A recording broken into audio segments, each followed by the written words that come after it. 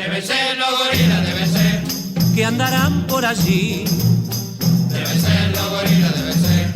Que andarán por aquí. Regresamos a De Esto No Se Habla en el 88.7 en Radio La Azotea y nuevamente con nuestro amigo y compañero Franco Mares, que nos cuenta la historia de la Argentina. ¿Cómo va, Franco? Muy bien, Rubén. ¿Qué tal? Aquí estamos. Hola, Julio.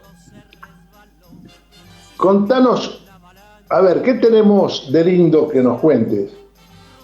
Bueno, en realidad estuve esta semana motivado por un avisado amigo que le interesa mucho la investigación histórica, la investigación referida a un concepto, instituto del derecho romano que se denomina Damatio Memoriae.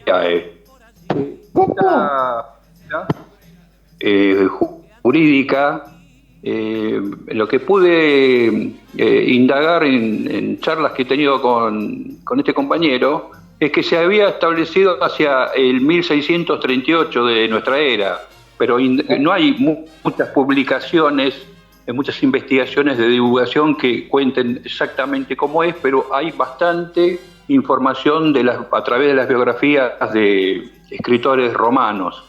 Es así que es prácticamente un estudio que hace el Senado, donde sería una especie de, entre comillas, condena de la memoria, si es un funcionario que había estado en el gobierno de Roma o del Imperio, teniendo malas actitudes, por eso se lo condena, pero si era un buen funcionario, tenía un reconocimiento que le establecía el Senado, el cual, por ejemplo, le podía dar la categoría de que se aceptara su nombre, su endiosamiento a nivel tribal o de la comunidad de donde él provenía, el reconocimiento a los monumentos que se habían hecho que lo recordaran a esa persona, o las inscripciones.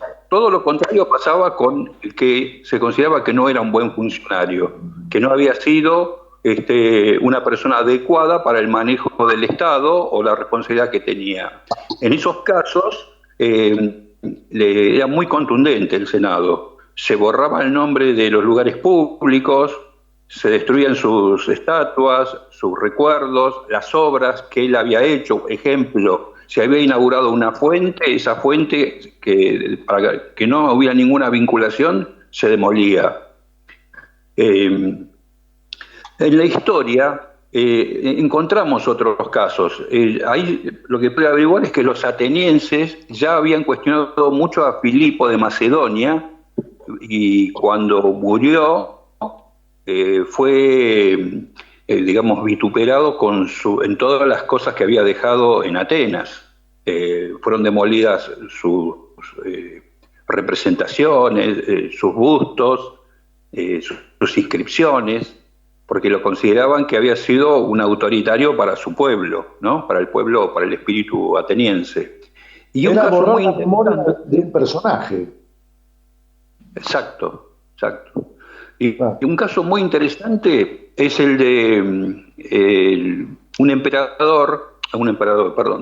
faraón que se llamaba Menofis IV, de la dinastía 18, que pasó a la historia con el nombre de Akenatón. ¿Por qué Akenatón se hizo llamar? Porque cometió una verdadera revolución, él y su esposa Nefertiti, que es muy conocida por todo el tema tradicional de historias, de Hollywood, de películas, etcétera, de la belleza de Nefertiti. Pero lo más importante de esta pareja fue la transformación que hicieron desde el punto de vista religioso en Egipto, donde la religión era politeísta, es decir, había varios dioses, se adoraban muchos dioses. El más importante era el dios Amón. Pero ¿qué es lo que hace Akenatón? Crea el dios Atón, o sea, implanta el monoteísmo.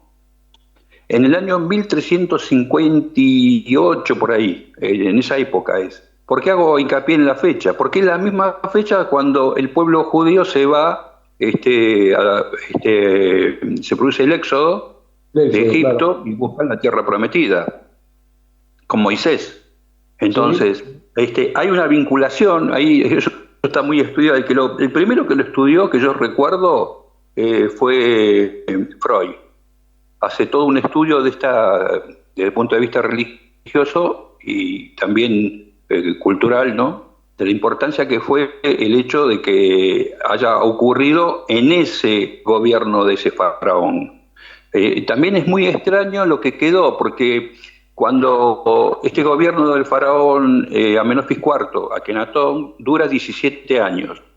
Cuando es derrotado, porque los que perdieron poder fueron los sacerdotes, cuando él muere, los sacerdotes vuelven al poder y hacen una damatio memoriae. Arrasan Tel Amarna, que era la capital que había creado, arrasan todas las esculturas. Uno puede ver, yo he visto fotos de los ideogramas, de los jeroglíficos, donde aparece el nombre de Akenatón, aparece todo picado como si fuera con un cortafierro, borrado tal el nombre. O sea, eso los historiadores hoy uno lo busca y encuentra.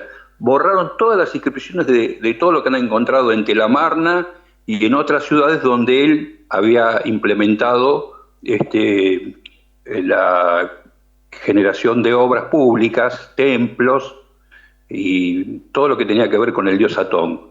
O sea, después del dios Atón, que era el sol, el poder venía a él. Muy parecido a la teoría del medioevo de que el poder deviene de Dios al rey. O sea, esa es la esencia del monoteísmo, digamos. Exacto. Bueno, en ese sentido, busqué estos dos ejemplos como para entender un poco qué significaba para el periodo romano. Hubo dos importantes: Tiberio, que condena a Lucio, que fue un gobernante de provincia, y Constantino, en el siglo IV, ejerce también una condena hacia precisamente su hijo, también que no había actuado como correspondía a un integrante de la Casa Real, digamos, de la Casa Imperial. Otra cosa que quería vincularlo es poder ver si podemos nosotros aproximarlo a nuestra historia, ¿no? Que eso es lo que más... Esto te iba a preguntar. Sí. Porque quedaron cosas no muy claras nunca en la historia reciente, aparte estamos hablando, ¿no? Creo que es interesante que por ahí rever algunas cosas, ¿no? La primera que se me ocurre a mí que podríamos explorar es el periodo de la Revolución del 55. ¿Por qué? Porque la categoría esta que estamos hablando, el Instituto del Damatio Memoriae, lo pedía el Senado, o sea, un organismo de gobierno del Estado imperial.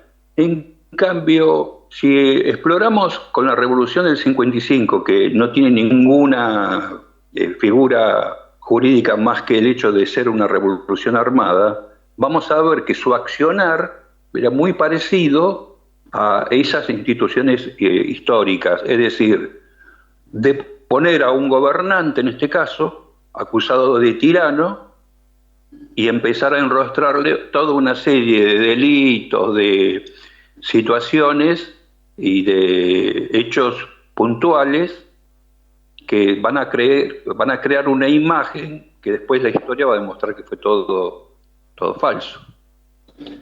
Sí, a mí se me ocurre también que están pasando en estos tiempos, ¿no? Es decir, hay muchos hechos que fueron judicializados y ahora parece que los mandaron todo para atrás, ¿no? Es decir,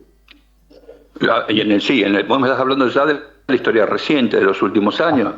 Eso es evidente. O sea, cuando funcionó realmente con más libertad la justicia, en el caso del esquema democrático nuestro, es evidente que son removidas todas desviaciones que habían llevado a tosigar y a acorralar a distintas personas, ya sean funcionarios o presidentes, o presidenta en este caso, de su paso por el gobierno, hacerla responsable de cosas que vemos hasta el día de hoy que no tienen prueba.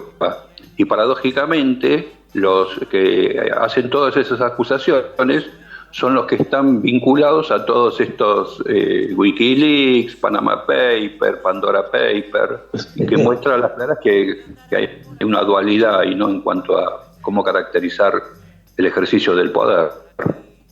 Bien, Franco, te invito para el jueves que viene para que nos cuentes el tema del Damatio.